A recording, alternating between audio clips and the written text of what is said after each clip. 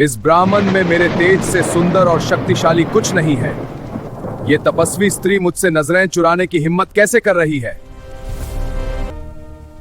हे सूर्यदेव, मेरा मन सिर्फ महादेव में है। आप मेरे ब्रह्मचार्य में विघ्न न डालें। एक देवता का प्रस्ताव ठुकराना अपमान है। तुम्हें मेरे तेज का अंश बनना ही होगा।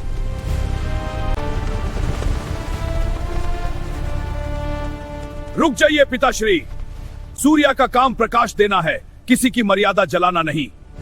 शानी, तुम अपने पिता को रोकोगे?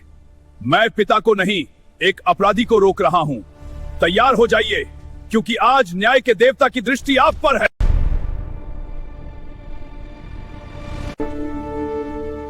कौन है ये सुंदरी? इसका तेज मेरे प्रकाश को चुनौती दे रहा है। मुझे इसे प्राप्त करना ही होगा। हे देवी, अपनी आंखें खोलिए। मैं सूर्य हूं। इस वन में अपना जीवन व्यर्थ ना करें, मेरे साथ चलिए। मैं एक ब्रह्मचारी हूं देव। मैंने अपना जीवन ईश्वर को समर्पित कर दिया है। आपका मोह अनुचित है।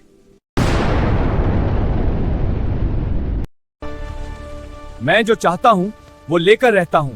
मेरा तेज ही सृष्टि का सत्य है। तुम्हें मेरे साथ चलना ही होगा। रुक जाइए। एक स्त्री की सहमति के बिना उसे छूना पाप। क्या आप भूल गए कि आप एक देवता हैं? तुम यहाँ क्या कर रहे हो शनि? ये मेरा निजी मामला है। जब मर्यादा का उल्लंघन हो तो वो निजी नहीं रहता। आपने एक ब्रह्मचारी की तपस्या भंग करने का प्रयास किया। क्या आपने सोचा था कि इसका दंड कौन देगा? दंड? मैं सबसे ऊपर हूं, मुझसे बड़ा कोई नहीं। आप ग्रह हो सकते हैं, लेकिन मैं कर्मा हूं।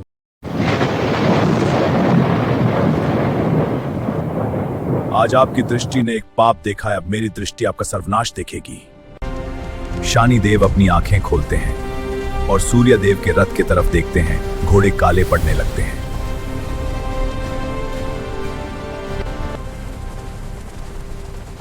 ये क्या हो रहा है? मेरी शक्ति कम क्यों हो रही है? शनि, इसे रोको। हाय! ये मेरी शक्ति नहीं है पिताश्री। ये इस देवी के अपमान की आग है। आपको 7 साल तक अंधेरे में रहना होगा। दुनिया देखेगी कि जब सूर्य ही पाप करे तो शनि उसे भी नहीं छोड़ता। नहीं, मैं ऐसा नहीं कर सकता। सूर्य आ रही है, ये संध्या और अंधेरा आपको निगल लेगा। तो फिर जाइए सूर्यदेव देवी वेदावती की चरणों में गिरकर अपनी गलती की क्षमा मांगिए। शानी देव, इन्हें इनके अहंकार का दंड मिलना चाहिए। इन्होंने समझा कि स्त्री सिर्फ एक वस्तु है। निश्चित ही देवी। पिताश्री, आपको इस देवी के पैरों में गिरकर क्षमा मांगनी होगी, तभी मेरी सादे साती का प्रभाव कम होगा।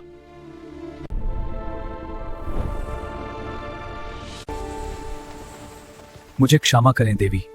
मेरा अहंकार मेरी आंखों पर पर्दा बन गया था। मैंने आपकी मर्यादा का अपमान किया। क्षमा मांगने से पाप धुल सकता है, लेकिन दाग हमेशा रहता है। शनिदेव, इनका दंड अब आपके हाथ में है।